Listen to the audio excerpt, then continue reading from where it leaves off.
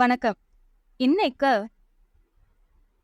ஸ்ரீ தேவி பாகவதம் அத பத்தி தாங்க பேச போறோம். அதாவது ஸ்ரீமத் பாகவதம் உங்க எல்லாருக்குமே தெரியும். பகவான் விஷ்ணுவோடைய பல அவதாரங்கள், அவருடைய லீலைகள் எல்லாமே அதுல இருக்கும். அதே மாதிரி தான் ஸ்ரீ தேவி பாகவதம், சக்தி லீலைகள்.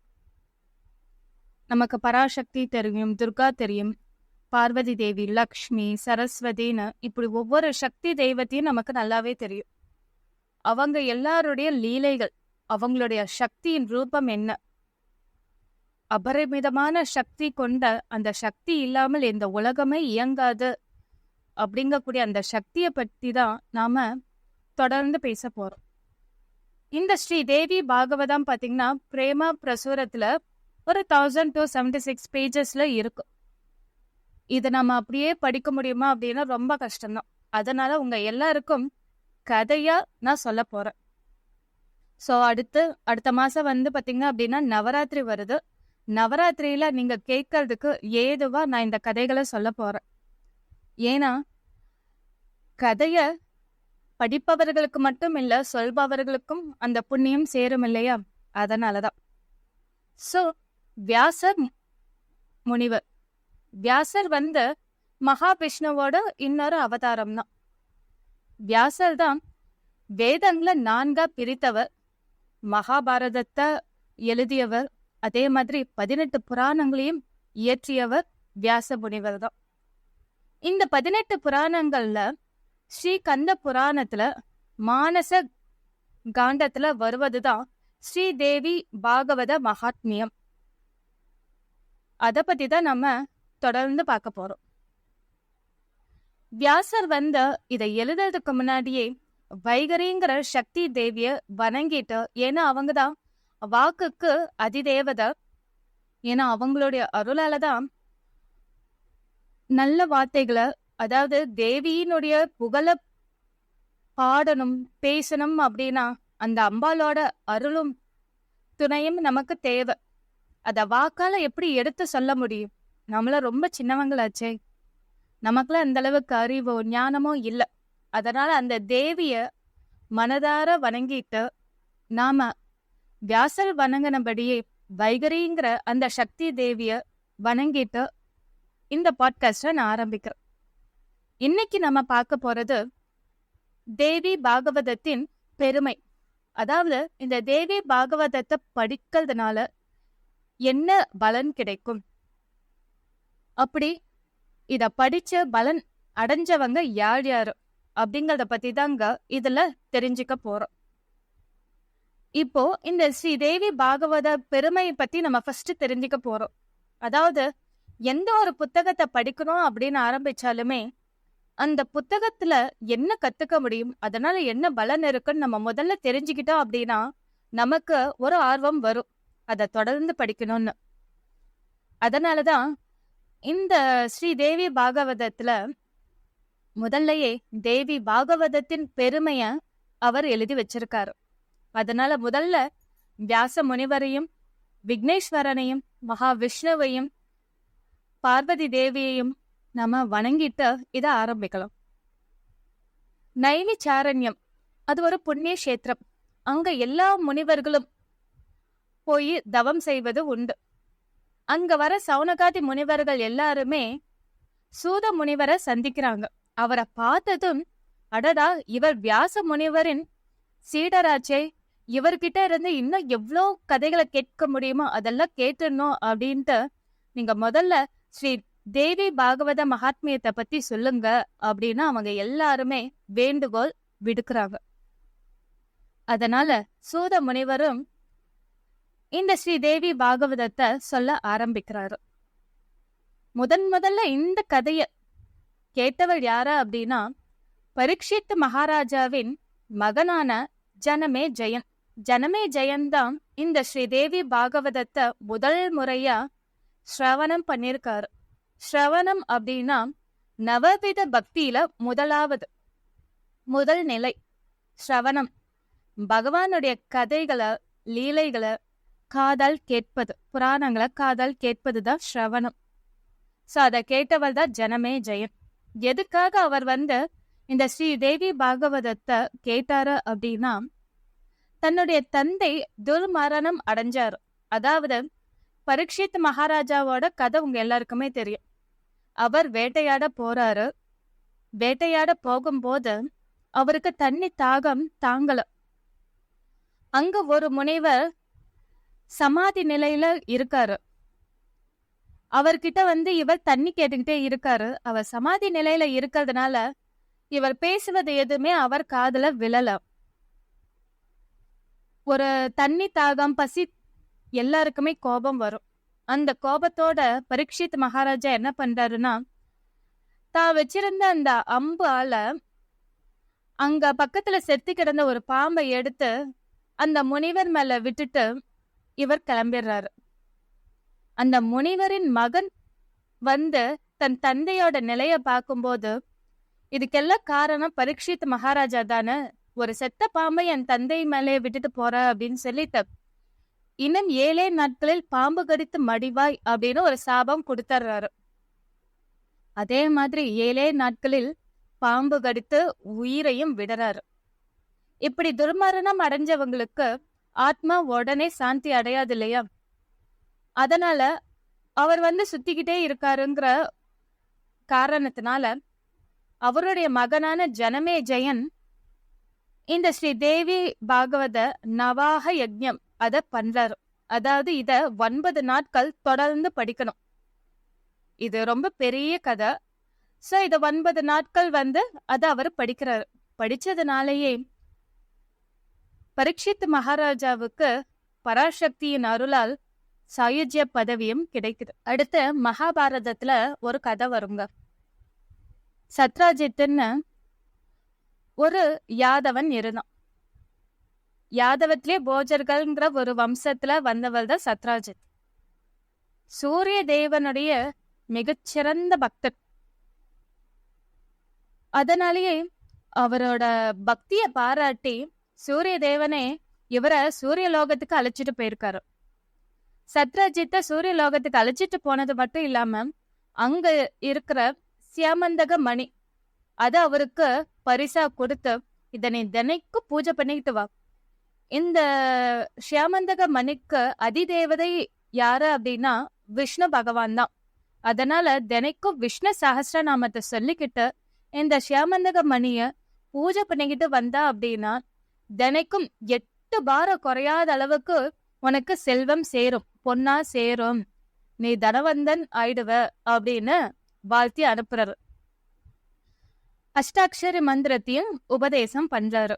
துவாரகைக்கு வந்த சத்ராஜித் தினைக்கும் நிஷ்டப்படி ஷியாமந்த பண்ணிக்கு பூஜை பண்றாரு. சூரியதேவன் சொன்னது மாதிரியே பொன்னும் பொருளும் சேர்ந்துகிட்டே இருக்கு. துவாரகை ஆளும் அரசனான கிருஷ்ணனோட கஜானால கூட இந்த அளவுக்கு பொருள் இல்ல. கிருஷ்ணனை விட தனவானா இருந்தவள் தான் சத்ராஜித். ஒரு நாள் சத்ராஜித்துடைய தம்பி பிரசேனஜித் அவர் என்ன பண்றாரு, அந்த ஷியாமந்தக மணிய ஒரு தங்க சரடால கோத்த தன் கழுத்துல மாட்டிக்கிறாரு. குதிரை எடுக்கிறாரு. காட்டு வழியா போறாரு வேட்டைக்காக. வேட்டைக்காக போனவரு சிங்கத்தால உயிரை விடுறாரு. சிங்கம் பிரசேனஜித்தையும் கொன்னுடுது, குதிரையும் கொன்னுடுது. அந்த ஷியாமந்தக மணியை எடுத்துக்கிட்டு காட்டுக்குள்ள போகுது. இத அறிஞ்ச ஜாம்பவான் சிங்கத்தை கொன்னுட்டு அந்த ஷியாமந்தக மணியை எடுத்துட்டு போய் தான் குகைக்குள்ள தன் குழந்தைங்களுக்கு ஒரு விளையாட்டு பொம்மையா கொடுத்துட்றாரு. இது எதுவுமே சத்ராஜித்துக்கும் தெரியாது, கிருஷ்ணனுக்கும் தெரியாது. ஊர்ல இருந்தவங்க எல்லாருமே, அதாவது துவாரகையில இருந்த எல்லாருமே கிருஷ்ணன் தான் ஏதோ பண்ணிட்டாரு, ஷியாமந்தக மணிக்காக பிரசேனஜித்த இங்கேயோ ஏமாத்தி அழைச்சிட்டு போய் கொன்னுட்டு அந்த மணியை இவர் திருடிக்கிட்டாருன்னு அவர் மேல பழி போட்டுக்கிட்டே இருந்தாங்க. குழந்தை கிருஷ்ணனா இருந்தப்போ வெண்ண திருடினாரு, எல்லா சேட்டையும் பண்ணாரு. ஆனா இப்போ அத அவர் பண்ணவே இல்லை. அவர் மேல பழியா விழுந்துகிட்டு இருக்கு. ஊர் மக்களோட பேச்ச கேட்க முடியல. தம் மேல வந்த இந்த அபவாதத்தை போக்கிக்கணும், அதனால உண்மை என்னன்னு தெரிஞ்சுக்கணும்னு பிரசேனஜித்து போன வழியிலேயே இவரும் படை வீரர்களை அழைச்சிக்கிட்டு அதே வழியில காட்டுக்கு போறாரு. போகும்போது பிரசேனஜித்தோட இறந்த உடலை பாக்குறாரு. அதுக்கு பக்கத்திலே குதிரையோட இறந்த உடலையும் பாக்குறாரு. வருத்தப்படுறாரு. ஆனா அங்க ஷியாமந்தகமணி இல்ல. அங்க கால் தடம் வச்சு இங்க சிங்கம் தான் வந்து இவங்களை அடிச்சுட்டு போயிருக்கு, சிங்கம் தான் எங்கேயோ எடுத்துட்டு போயிருக்குன்ட்டு சிங்கத்தோட பாதத்தை வச்சு அதை ஃபாலோ பண்றாங்க. சிங்கமும் ஒரு கட்டத்துல இறந்து போய் கிடக்குது. அங்க பாத அடையாளத்தை பார்த்த கரடியோட அடையாளம் மாதிரி இருக்கு.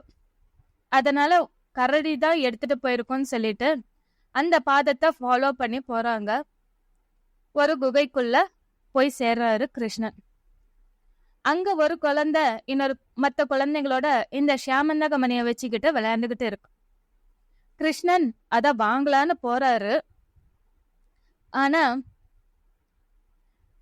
அந்த குழந்தைங்க கத்துறதுனால குழந்தையோட அம்மா வராங்க. அப்புறம் அவங்களுடைய அப்பா ஜாம்பவானும் வராங்க.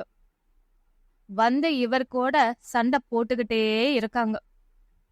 இந்த சண்டை மட்டும் தொடர்ந்து 27 நாட்கள் நடக்குது.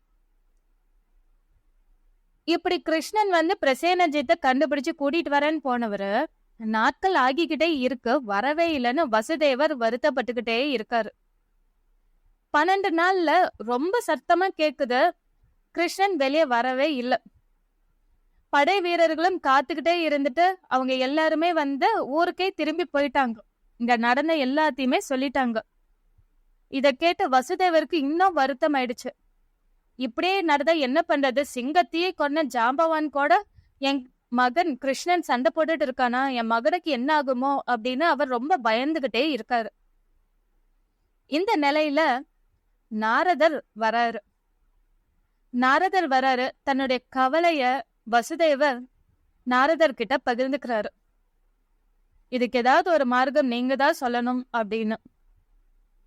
நீ கால நேரம்லாம் பார்க்காத, இப்பவே வந்து ஸ்ரீதேவி பாகவதத்தை பாராயணம் பண்ண ஆரம்பிச்சிடு. நவவர்ண முறைப்படி நீ வந்து 9 நாட்கள் தொடர்ந்து படி, எல்லாம் சரியாயிடும். கிருஷ்ணன் வரும்போது ஜாம்பவதிங்கிற ஒரு அழகான பெண்ணை கல்யாணம் பண்ணிக்கிட்டு வருவான் அப்படின்னு நாரதர் சொல்றாரு. ஸ்ரீ தேவி பாகவதம்மா யார், அந்த தேவி, அவங்களுடைய சக்தி என்ன அப்படின்னு கேக்குறாங்க. அப்படி பேசிக்கிட்டே இருக்கும்போது வசுதேவருக்கு ஒரு விஷயம் ஞாபகத்துக்கு வருது. அத நாரதர் கிட்ட ஷேர் பண்ணிக்கிறாரு. ஆமாமா, அந்த தேவியின் சக்தி, அந்த துர்கா தேவியின் சக்தியை பத்தி எனக்கு தெரியும். ஒரு முறை கம்சன் வந்து தேவகியின் கர்ப்பத்தில் பிறக்கும் 8வது குழந்தையால் மரணம்ங்கிற அந்த அசரீரி குரலை கேட்டதுனால எங்களுக்கு பிறந்த ஒவ்வொரு குழந்தையுமே கொன்னுட்டோம். 6 குழந்தைகளும் இறந்துடுச்சு. நாங்க ரொம்ப கவலைப்பட்டோம்.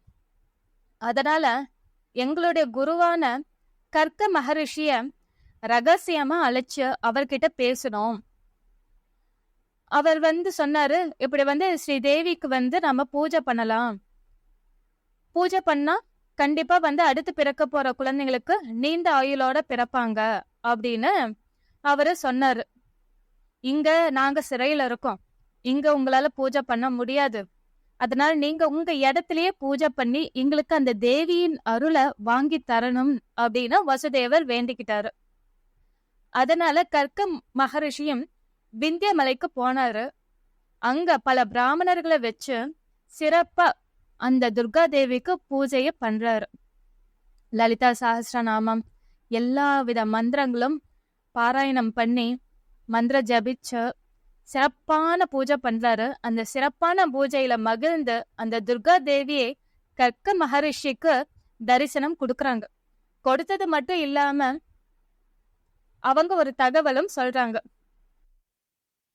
இப்படி கிருஷ்ணனே 8வது மகனாக தேவகிக்கு பிறப்பான், நானும் என் அம்சமா யசோதைக்கு பிறப்பேன். 8வதா பிறக்க போகும் கிருஷ்ணனை எடுத்துக்கிட்டு கோகுலத்துல யசோதை கிட்ட வச்சுட்டு யசோதை கிட்ட பிறந்திருக்கும் அந்த பெண் குழந்தை, அதாவது என் அம்சமா பிறந்த அந்த பெண் குழந்தை எடுத்துக்கிட்டு வந்து இங்க சிறையில வச்சிடுவாரு. கம்சனும் இந்த 8வது குழந்தைய அழிக்கணும்னு முற்படுவான். அப்போ அந்த தேவி வெளிப்பட்டு அவங்களுக்கு தகவலை சொல்லிட்டு மறைஞ்சிடுவா. கிருஷ்ணன் ஒரு இடத்துல தீர்க்காயுசோட வளருவான் அப்படின்னு அவங்க சொல்லி மறைஞ்சிடுறாங்க. கர்க்க மகரிஷியும் இந்த தகவலை எங்களுக்கு சொன்னாங்க அப்படின்னு வசுதேவர் சொல்றாரு நாரதர் கிட்ட. அதனால தேவியோட அருளை பத்தி எனக்கு அப்பவே தெரியும். ஆனா இப்போ என் மகனுக்காக நான் அந்த பூஜை செய்ய தயாரா இருக்கேன். இந்த பூஜைக்கு நீங்களே துணை இருந்து நடத்தி வைக்கணும்னு நாரதர் மகரிஷி கிட்ட வேண்டிக்கிறாரு. அதனால நாரதரே கூட இருந்து அந்த ஸ்ரீதேவி பாகவத பாராயணத்தை 9 நாட்கள் நடத்தி வைக்கிறாரு. இந்த 9 நாட்கள் பூஜை நடக்க நடக்க அங்க குகையில கிருஷ்ணனும் ஜாம்பவானும் சண்டை போட்டுட்டு இருக்காங்க இல்லையா, ஜாம்பவானோட பலம் குறைய ஆரம்பிக்குது. அவர் ரொம்ப டயர்ட் ஆகுறாரு. டயர்ட் ஆகி அப்புறம்தான் அவருக்கு மனசுல ஒரு விஷயம் தோணுது, ஸ்பார்க் ஆகுது. திரேதா யுகத்துல ஸ்ரீராமனா வந்தவர் தான் எப்போ துவாபர யுகத்துல கிருஷ்ணரா வந்திருக்காரு அப்படிங்கிற விஷயத்த புரிஞ்சுக்கிறாரு. அப்புறம் தன்னுடைய தவறுக்கு கிருஷ்ணன் கிட்ட மன்னிப்பு கேட்டுட்டு தன்னுடைய பெண்ணான ஜாம்பவதிய கிருஷ்ணனுக்கு மனமுடித்து அனுப்பி வைக்கிறாரு. 9 நாள் பூஜை முடியுது. அதே சமயம் கிருஷ்ணன் ஜாம்பவதியோட திருமண கோலத்தில் வந்து நிக்கிறாங்க. விவஸ்வான்கிற சூரிய தேவனுக்கு மகனாக சிராத்த தேவன் இருந்தாரு. அவருக்கு பாத்தீங்கன்னா பலகாலமா குழந்தையே இல்ல. குழந்தை இல்லாததுனால தனக்கு எப்படியாவது குழந்தை பேரு கிடைக்கணும்னு தன்னுடைய குருவான வசிஷ்ட மகரிஷி கிட்ட வேண்டிக்கிறாரு. அவர் வந்து நீ புத்திர காமேஷ்டி யாகம் பண்ண அப்படின்னு வழி சொல்றாரு. அதனால புத்திர காமேஷ்டி யாகத்துக்கான ஏற்பாடு நடக்குது. இந்த புத்திர காமேஷ்டி யாகம் நடக்கும் போது சிராத்த தேவனோட மனைவி ஸ்ரத்தா தேவி இருக்காங்க இல்லையா, அவங்களுக்கு பெண் குழந்தை தான் வேணுமா. அரசன் விரும்புவதோ ஆண் குழந்தை வாரிசுக்காக, அரசி விரும்புவதோ பெண் குழந்தை. அதனால யாகம் நடத்துற அந்த ஹோதா இருக்காரு இல்லையா, அவருக்கு கிட்ட வந்து ரகசியமா சொல்லிடுறாங்க, எனக்கு வந்து மகள் தான் பிறக்கணும், அதுக்கு தகுந்த மாதிரி இந்த யாகத்தை மாத்தி பண்ணுங்க அப்படின்னு ஸ்ரத்தா தேவி ரகசியமா சொல்லிடுறாங்க. இந்த விஷயம் சிராத்த தேவனுக்கு தெரியாது. யாகம் சிறப்பா நடந்தது. அக்னி ஜுவாலையிலிருந்து ஒரு பெண் குழந்தை வருது. அக்னி தேவனை ஈலான பேரிட்டுட்டு மறைஞ்சாரு. அரசன் சிராத்த தேவனுக்கு அதிர்ச்சி ஆயிடுச்சு. ரொம்ப வருத்தப்படுறாரு.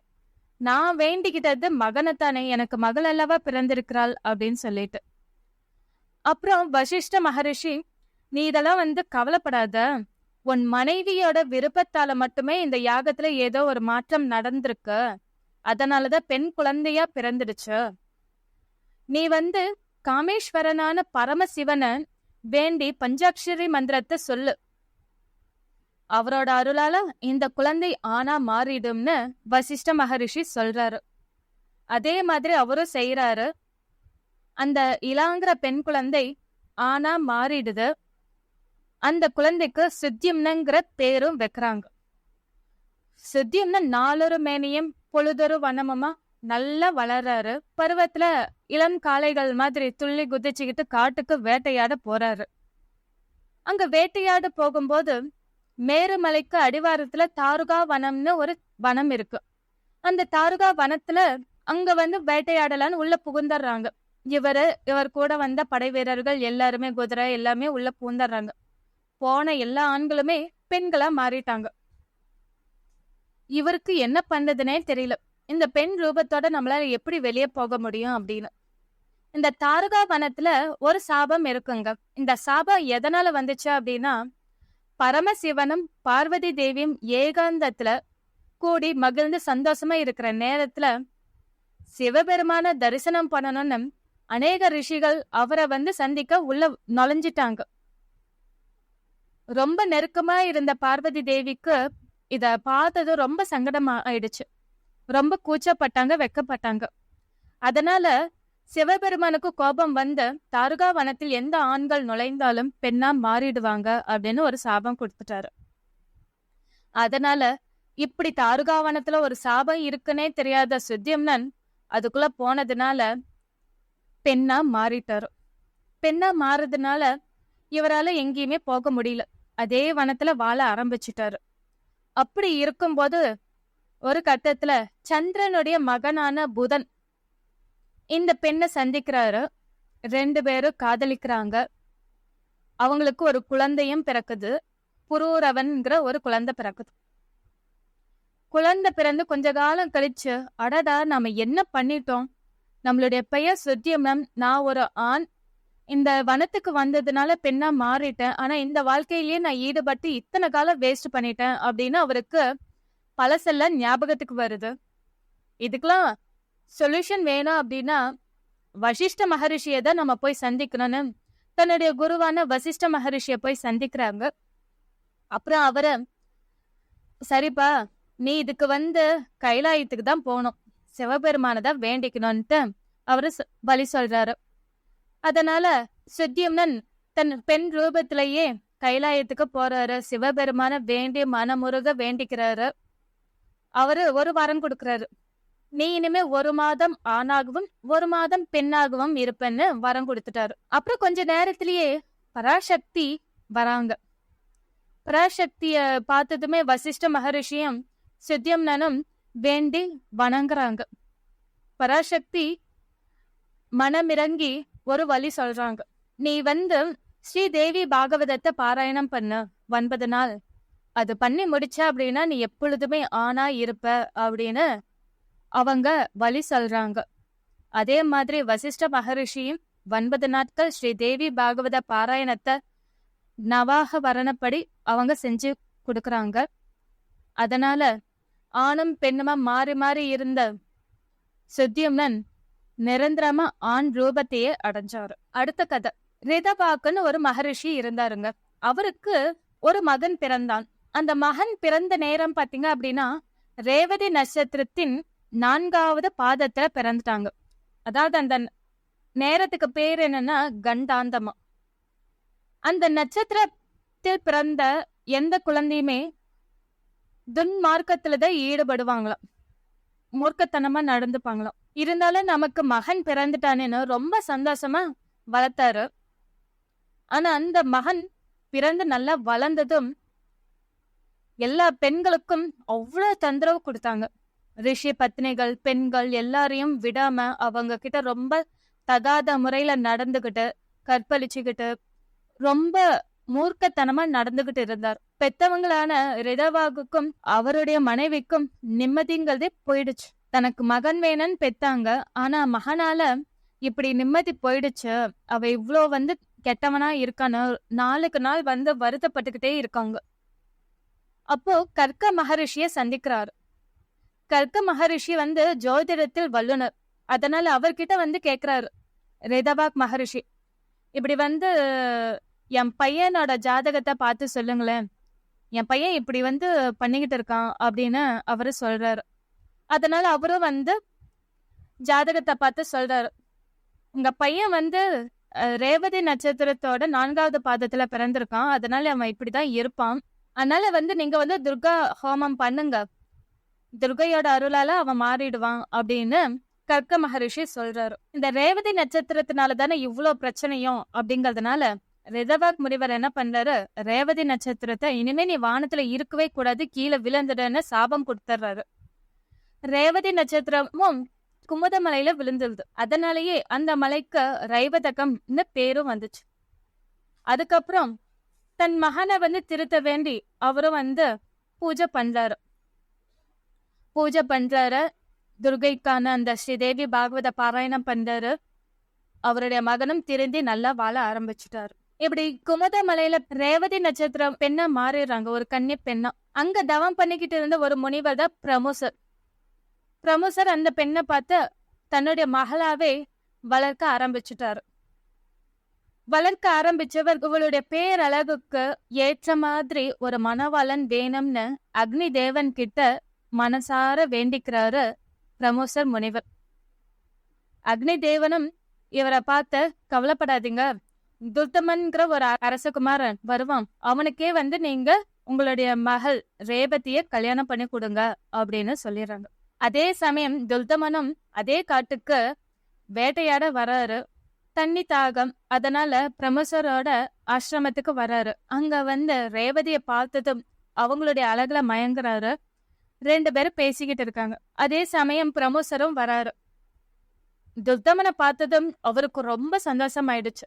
இந்த துர்தமன் யாரு அப்படின்னா, ஸ்வயம்புவ மனுவின் மகனான பிரியவிரதனோட வம்சத்தில் பிறந்தவர். விக்ரமசீல மன்னன் அவருடைய மகன்தான் துர்தமன். அவரை பார்த்து ரொம்ப சந்தோஷப்படுறாரு. இப்பதான் அக்னி தேவன் உங்களை பத்தி சொன்னாரு, என் மகளுக்கு ஏற்ற மணவாளன் நீங்க தான் அப்படின்னு ரொம்ப சந்தோஷமா சொல்றாரு. எனக்கு ஏற்கனவே கல்யாணம் ஆயிடுச்சு. சுபத்திரை முதலான என்னுடைய மனைவிகள் எல்லாருமே அந்த புறத்துல இருக்காங்க அப்படின்னு சொல்றாரு. இவங்க 2 பேத்துக்கு கல்யாணம் பண்ணி வைக்கலான்னு பிரமோசர் முடிவுக்கு வராரு. அந்த பெண்ணான ரேவதி தனக்கு ரேவதி நட்சத்திரத்துலதான் எனக்கு கல்யாணம் பண்ணி வைக்கணும்னு அவங்க ஒரு வேண்டுகோள் வைக்கிறாங்க தன்னுடைய தந்தையான முனிவர்கிட்ட. ஏமா, அதான் ஏற்கனவே ரிதவாக் மகரிஷி சாபம் கொடுத்துட்டாரு. ஆகாயத்துல ரேவதி நட்சத்திரமே இல்லையே, எப்படி ரேவதி நட்சத்திரத்துல கல்யாணம் பண்ணி வைக்க முடியும்? அது மட்டும் இல்லாம அதை விட சிறந்த நட்சத்திரங்களா இருக்கு இல்லையா, அதுல பண்ண கல்யாணம் சிறப்பா இருக்கும் அப்படின்னு சொல்றாரு. இல்ல, அவரால ஒரு நட்சத்திரத்தை கீழே விளைவிக்க முடியும்னா உங்களால ஒரு நட்சத்திரத்தை வானில் ஸ்தாபிக்க முடியாதா அப்படின்னு ரேவதி கேக்குறாங்க. அதனால தன் மகளின் விருப்பத்தை நிறைவேற்ற சூரிய மார்க்கமா இல்லாம சந்திர மார்க்கத்துல ரேவதி நட்சத்திரத்தை ஸ்தாபகம் பண்றாரு பிரமுச முனிவர். அப்புறம் ரேவதி நட்சத்திரத்திலேயே துல்தமனுக்கும் ரேவதிக்கும் சிறப்பா கல்யாணம் முடிச்சு வைக்கிறாரு. துல்தமன் கிட்ட கேக்குறாரு, உனக்கு என்ன வரம் வேணும்ப்பா அப்படின்னு. துல்தமன் சொல்றாரு, எனக்கு நானும் ஒரு மன்வந்திரத்தின் தலைவன் ஆகணும், அதுதான் என்னோட விருப்பம் அப்படின்னு துல்தமன் சொல்றாங்க. அதுக்கு அவர் ஒரு வழி சொல்றாரு. நீ ஸ்ரீ தேவி பாகவத நவாவரண பூஜையை பண்ண, அது பண்ணன அப்படின்னா கண்டிப்பா உங்களுக்கு ஒரு மகன் பிறப்பான், அவனே இந்த ரைவதக மனுவா இருப்பான் அப்படின்னு அவரு ஆசீர்வாதம் பண்றாரு. சரி அப்படின்னு சொல்லிட்டு இவங்க 2 பேருமே சந்தோஷமா வாழ்றாங்க. அப்போ ஒரு நாள் லோமசருங்கிற முனிவர் அங்க அரண்மனைக்கு வராரு. அவர்கிட்ட துல்தமன் வேண்டி கேக்குறாரு, இப்படி தேவி பாகவத பூஜை பண்ணணும் அப்படின்னு சொல்லிட்டு எங்களுக்கு ஒரு புத்திர பேரு வேணும் அப்படின்னு அவர் சொல்றாரு. சரின்னு அவரும் 9 நாட்கள் நடத்தி வைக்கிறாரு. அந்த தேவியின் அருளால இவங்களுக்கு ஒரு மகன் பிறக்கிறான். அவங்களுக்கு பேரு ரைவதன்னு பேர் வச்சு பேரும் புகழுமா சீராட்டி வளர்த்துறாங்க. இதுதாங்க இந்த ஸ்ரீ தேவி பாகவதத்தின் பெருமை. இந்த ஸ்ரீ தேவி பாகவதத்தோட கதைகளையும் அதை அவங்க படிச்சதுனால அவங்க அடைஞ்ச பலனையும் பார்த்தோம். ஆனா நாம படிக்கிறதுனால என்னென்ன பலன் கிடைக்கும், எந்தெந்த நேரத்துல படிக்கலாம் அப்படிங்கறத பத்தி நாம இப்ப பார்க்க போறோம். இந்த ஸ்ரீ தேவி பாகவதம் பாத்தீங்கன்னா எல்லா விதமான விருப்பத்தையும் நிறைவேற்றக்கூடியது. அறம், பொருள், இன்பம், வீடு, இந்த 4 தான் எல்லா மனிதர்களுக்கும் தேவையானது. அதனால இந்த ஸ்ரீ தேவி பாகவதத்தை ஒரு நாள் இல்ல அரை நாள் இல்ல ஒரு கணமாவது படிச்சோம் அப்படின்னா அதோட பலன் அபரிமிதமானது அப்படின்னு சொல்றாங்க. அது மட்டும் இல்லாம முக்கியமா ஆவணி மாதம் ஆரம்பிச்சு வரக்கூடிய 6 மாதங்கள்ல படிக்கலாம். இல்ல முக்கியமான மாதமா ஐப்பசி, சித்திரை, மாசி, ஆடி இந்த மாதங்கள்ல படிக்கலாம். சிறப்பான பலனை தரும். அப்படி இல்லைனாலும் நவராத்திரி காலம், சாரதா நவராத்திரி, வசந்த நவராத்திரி, மகா நவராத்திரி, ஆஷாட நவராத்திரி, இந்த 4 நவராத்திரிகள்ல 9 நாட்கள்லயும் இந்த ஸ்ரீ தேவி பாகவதத்தை பாராயணம் பண்ணலாம். இந்த தேவி பாகவதத்தை படிக்கிறதுனால என்ன பலன் அப்படின்னா, நம்ம எல்லாருக்குமே இந்த உடம்பு தான் பிரதானம். இந்த உடம்பு எந்த அளவுக்கு ஆரோக்கியமா இருக்கோ நம்மளுடைய வாழ்க்கையும் அதே அளவுக்கு ஆரோக்கியமா இருக்கும். ஏன்னா உடம்பும் மனதும் ஒன்றோட ஒன்று பின்னி பிணைந்தது. உடல் ஆரோக்கியமா இருந்தா மனசு ஆரோக்கியமா இருக்கும். மனசு ஆரோக்கியமா இருந்தா வாழ்க்கை இனிமையா இருக்கும். அதனால இந்த உடம்புல இருக்கிற கொடிய நோய்களை நீக்கும். நோய்கள் அண்ட விடாது. அடுத்து பயத்தை நீக்கும். நமக்கு பாத்தீங்க அப்படின்னா வெளியே போகும்போது வரும்போது சில அபசகுணங்கள்லாம் கண்ணில் படும். நம்ம கொஞ்சம் பயப்படுவோம். ஆனா அந்த அபசகுணங்களும் தாண்டி நாம போகக்கூடிய சூழ்நிலையும் வரும். ஆனா இந்த மாதிரி தேவி பாகவதத்தை கொஞ்சமாவது படிக்கும்போது அந்த மாதிரி வரக்கூடிய சூழ்நிலைகள் வந்தாலும் அதுல வரக்கூடிய ஆபத்துகளையும் இது நீக்கும். அடுத்து புத்திர பேரு கிடைக்கும். குழந்தை இல்லாதவங்களுக்கு குழந்தை பாக்கியம் வெகு சீக்கிரத்தில் கிடைக்கும். சில பெண்களுக்கு பாத்தீங்க அப்படின்னா கரு உண்டாகுவாங்க, கரு சிதைவு ஏற்பட்டுக்கிட்டே இருக்கும். அதனால அவங்க படிக்கும்போது அந்த கருவை அந்த தேவியே வந்து பாதுகாப்பாள். குழந்தை சிதையாமல் பாதுகாத்து பிறக்கவும் வைப்பாள்.